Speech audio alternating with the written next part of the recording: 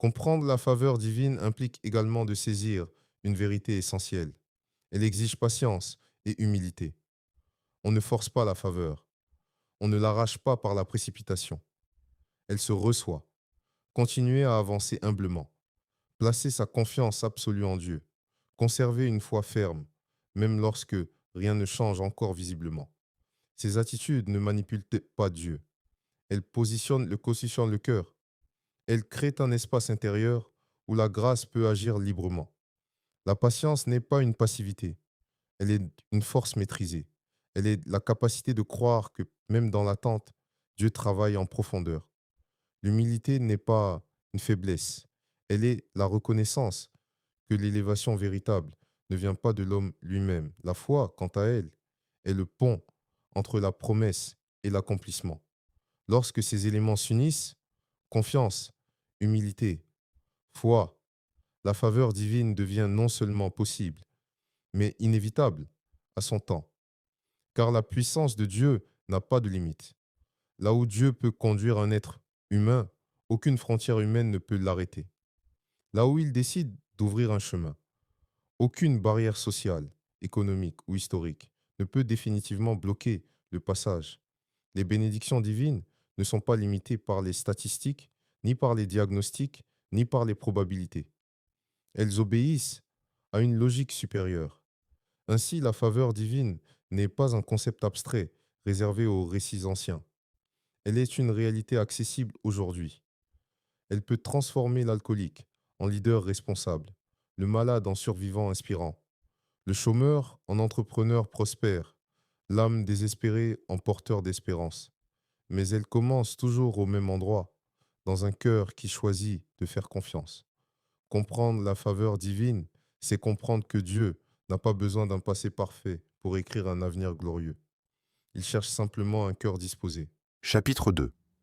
La faveur divine est la richesse la plus précieuse qu'un être humain puisse acquérir. La faveur divine n'est pas un avantage secondaire dans l'existence.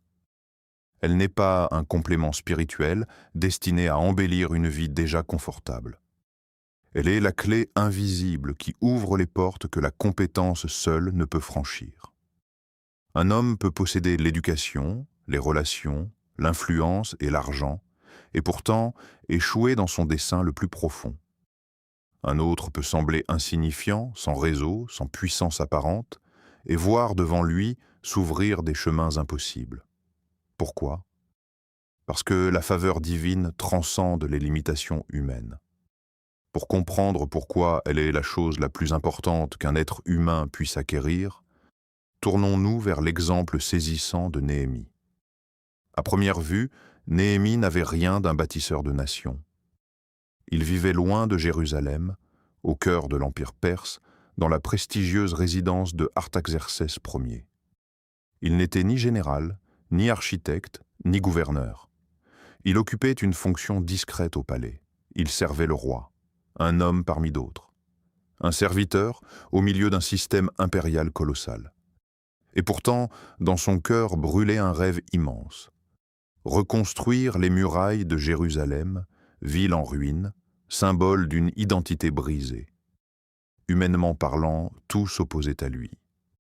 Il n'avait ni autorité politique, il ne possédait ni ressources financières. Il ne détenait aucune expertise reconnue en construction. Son profil n'était pas attrayant. Rien, dans son curriculum, ne le qualifiait pour un projet aussi audacieux. Mais Néhémie possédait quelque chose d'invisible, la faveur de Dieu.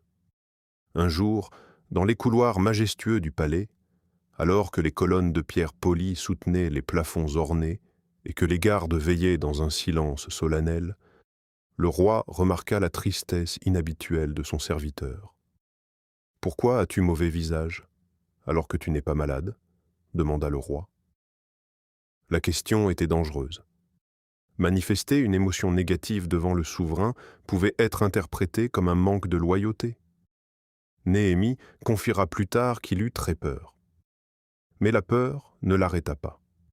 La foi le propulsa. Il répondit avec respect, mais avec détermination. Il parla de Jérusalem, de ses murailles détruites, de son peuple humilié. Il formula ensuite une demande qui dépassait toute mesure raisonnable, la permission de quitter son poste et de retourner reconstruire la ville. Un simple serviteur osait solliciter un congé royal pour un projet colossal. Pourquoi une telle audace? Parce que Néhémie savait que la main de Dieu était sur lui. Il écrira plus tard que le roi lui accorda ce qu'il demandait, parce que la bonne main de son Dieu était sur lui. La faveur divine engendre un courage que la logique humaine ne peut expliquer. Elle pousse à demander grand, à haut, à sortir de la résignation. La scène ne s'arrêta pas là. Néhémie ne demanda pas seulement la permission de partir. Il alla plus loin. Il demanda des lettres officielles garantissant son passage sécurisé dans les provinces. Il sollicita des autorisations pour obtenir du bois dans les forêts royales. Il demanda des ressources pour reconstruire les portes de la ville.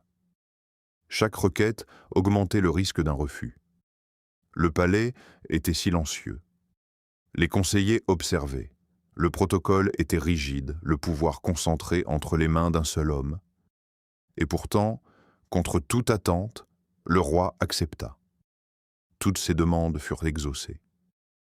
Un homme sans influence obtint un soutien impérial. Un serviteur obtint des lettres d'autorité. Un rêveur obtint des ressources royales.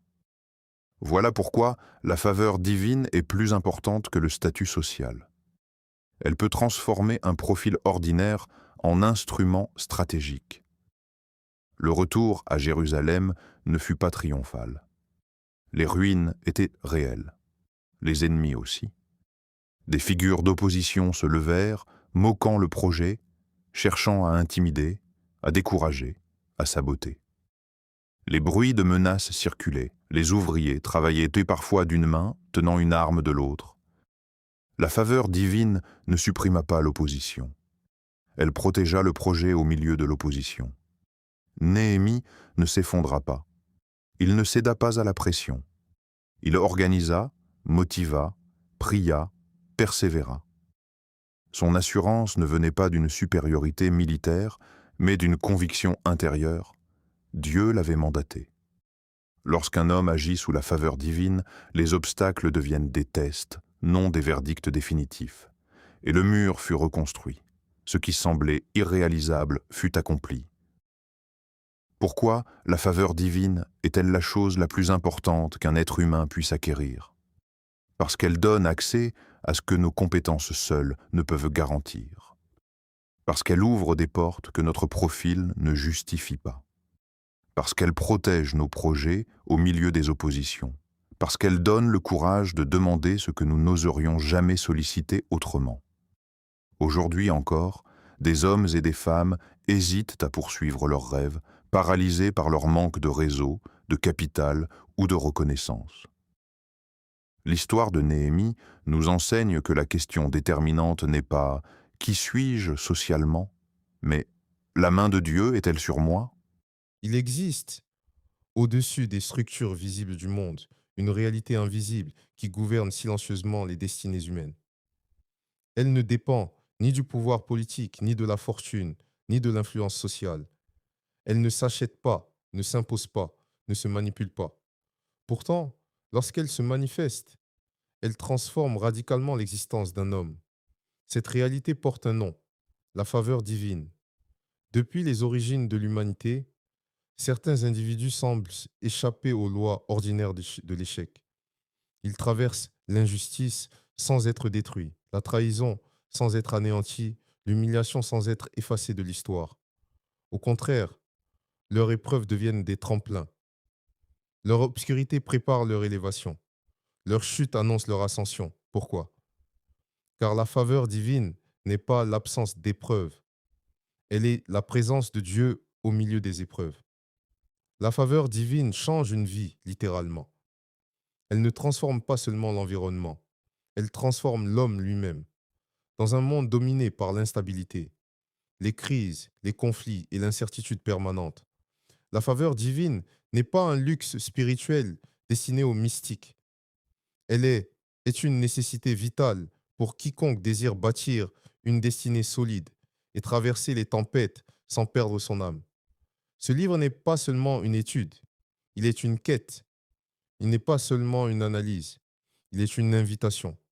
Car comprendre la faveur divine, c'est découvrir la clé des renversements improbables. La rechercher, c'est aspirer à une approbation qui dépasse celle des hommes. La vivre, c'est expérimenter une paix et une élévation qu'aucune circonstance ne peut confisquer.